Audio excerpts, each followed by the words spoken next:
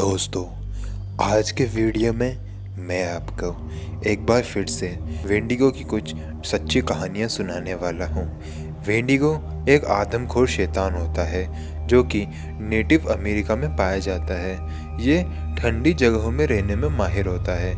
इसे लोगों की आवाज़ें निकालने भी बहुत अच्छे से आती हैं। ये इंसानी मांस खाता है। ज़्यादातर ये बच्चों का मांस खाता है क्योंकि इसे बच्चों का मांस खाना बहुत ही ज़्यादा पसंद होता है।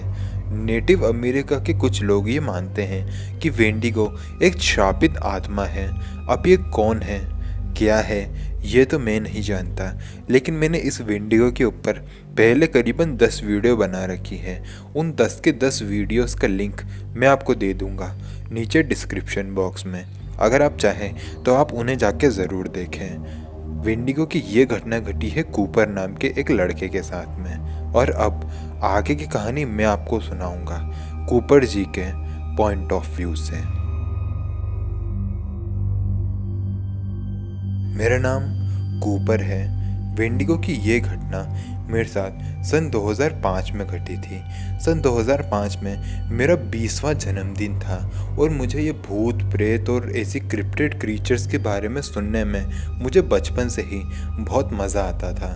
मैं अमेरिका के रहने वाला हूँ, खासकर मैं नेटिव अमेरिकन हूँ। मुझे वेंडिगो के बारे में सुनने में बहुत मज़ा आता था। मुझे वेंडिगो के बारे में बहुत सी जानकारियाँ भी थी। जैसे ही मेरा 20वां जन्मदिन आया तो मैंने मेरे 3 दोस्तों को कहा कि इस बार मैं अपना 20वां जन्मदिन जंगलों में बनाऊंगा और मैं ऐसे जंगलों में बनाऊंगा जहाँ पर वेंडिगो को पाया जाता है। मुझे पता था कि वेंडिगो को किन जंगलों में पाया जाता है। मैंने अपने 3 दोस्त हेनरी, लॉरेन और मेरे तीसरे दोस्त का नाम था खाफरे, हम 4 लोग मिलकर 20वां जन्मदिन मनाने के लिए जंगलों में निकल गए थे।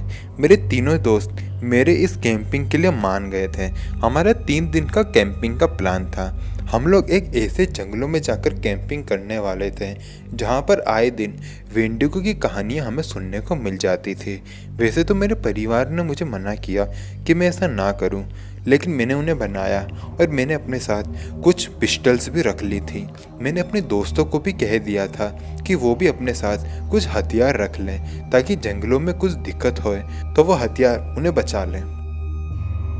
हम लोग उस कैंपिंग साइट पर पहुंच चुके थे।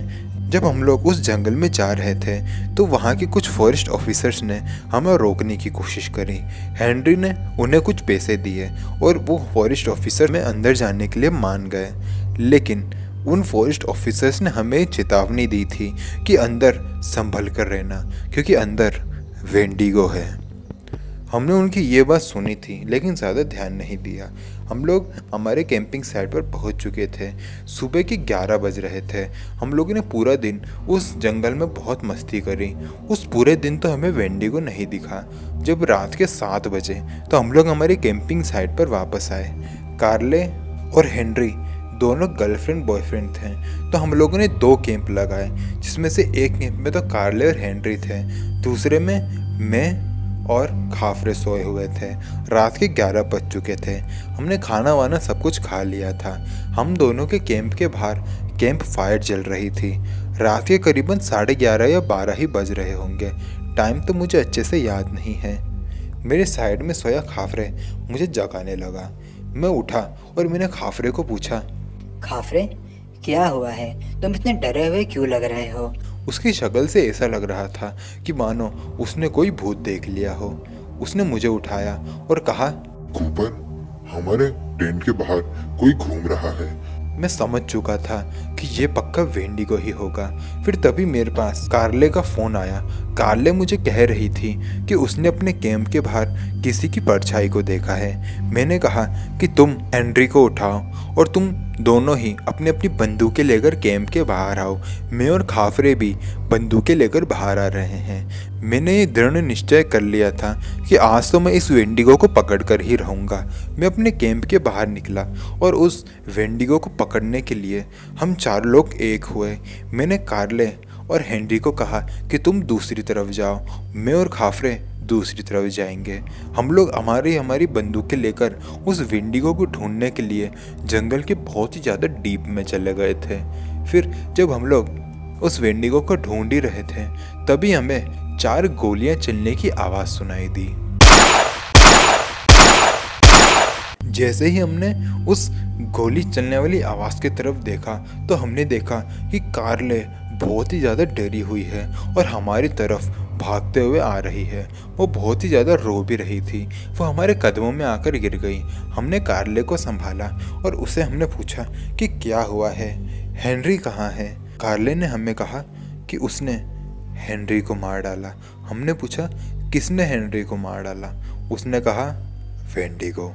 हमने कहा कि क्या सच में हेनरी मर चुका है। उसने कहा कि हाँ, जब वो लोग वेंडिगो को ढूंढ रहे थे तो अचानक से ही पीछे से किसी जीव ने, जो कि करीबन 12-10 फीट का था, वो हेनरी के ऊपर कूदा और उसे मारने लगा। तभी कार्ले ने उस वेंडिगो के ऊपर 4 गोलियां चला दी, जिसके कारण वो हेनरी की बॉडी को लेकर जंगल के अंदर भाग गया और कार्ले भागते हुए हमारे पास आ गई। इस घटना को सुनकर हम लोग बहुत ही ज़्यादा डर चुके थे और उस जंगल से बाहर आने की कोशिश कर रहे थे। हम लोग जंगल के इतने अंदर खड़े थे कि हमें पता ही नहीं था कि हम लोग कौन से डायरेक्शन में जाएं। हम लोग बहुत ही ज़्यादा डर चुके थे। कार्ले का तो रो रो कर बुरा हाल था, क्योंकि उसने कुछ देर पहले अपने बॉयफ्रेंड को खो दिया था और हमने भी हमारे बहुत ही अच्छे दोस्त को खो दिया था। अब हम लोग हेनरी के घर पर क्या जवाब देते, ये सोच सोच कर भी हमारा दिमाग फटे जा रहा था। हमें हमारे पीछे से वेंडिगो की डरावनी आवाज़ें भी आराम से सुनाई दे रही थी और उसके घुर्राने की आवाज़ें भी क्लियरली सुनाई दे रही थी। जैसे तैसे करके हम लोग हमारी कैंपिंग साइट पर पहुँचे। कैंपिंग साइट पर हम लोग जैसे ही पहुँचे तो वहाँ पर जो कैंप फायर चल रही थी वो भी बुझ चुकी थी। हमारे सारे कैंप भी उजड़ चुके थे। उस उजड़े हुए कैंप को देखकर ऐसा लग रहा था कि मानो किसी ने अपना पूरा गुस्सा इन कैंपों के ऊपर निकाला हो। हमें समझ में नहीं आ रहा था कि हम क्या करें। मेन रोड जहाँ पर हमें वो फॉरेस्ट रेंजर्स मिले थे वो ज़्यादा दूर नहीं थी। हमने हमारा कैंपिंग का सामान सारा वहीं छोड़ा। हमने हमारे फ़ोन्स को भी वहीं छोड़ दिया था। हमारे हाथ में बस बंदूकें थी। हम लोग बेसुध होकर फॉरेस्ट डिपार्टमेंट के पास जाने लगे। हम लोग उस रोड पर पहुंच चुके थे। खुशकिस्मती से वो फॉरेस्ट रेंजर्स आज भी उसी जगह पर खड़े हुए थे। हम लोग उसके पास गए और हमने उन्हें सारी बातें बताई। उन्होंने हमें कहा कि हमने तुम्हें वार्न किया था लेकिन तुमने हमारी बात नहीं मानी और अब देखो तुम्हारे साथ क्या हो गया है। मुझे आज तक भी अपने इस डिसीजन पे बहुत ही ज़्यादा गिल्ट महसूस होता है कि मैं वेंडिगो को देखने के लिए उस जंगल में क्यों गया और हेनरी को लेकर क्यों गया और रात में उन कैंप से बाहर ही क्यों निकला। हमने हेनरी के परिवार को भी बहुत समझाने की कोशिश की, लेकिन हेनरी का परिवार समझने को तैयार ही नहीं था कि उनका बेटा अब इस दुनिया में नहीं रहा। लेकिन वो कहते हैं ना, time is the best medicine. धीरे धीरे करके सब कुछ ठीक हो गया, लेकिन आज तक मैं उस डिसीजन को लेकर पछताता हूँ। तो दोस्तों, ये थी आज की वीडियो। आशा करता हूँ आपको वीडियो पसंद आई होगी। वीडियो को लाइक करना ना भूलें और चैनल को सब्सक्राइब भी कर लीजिए ऐसे ही हॉरर स्टोरी सुनने के लिए। मिलते हैं अगले वीडियो में। तब तक के लिए जय हिंद, जय भारत।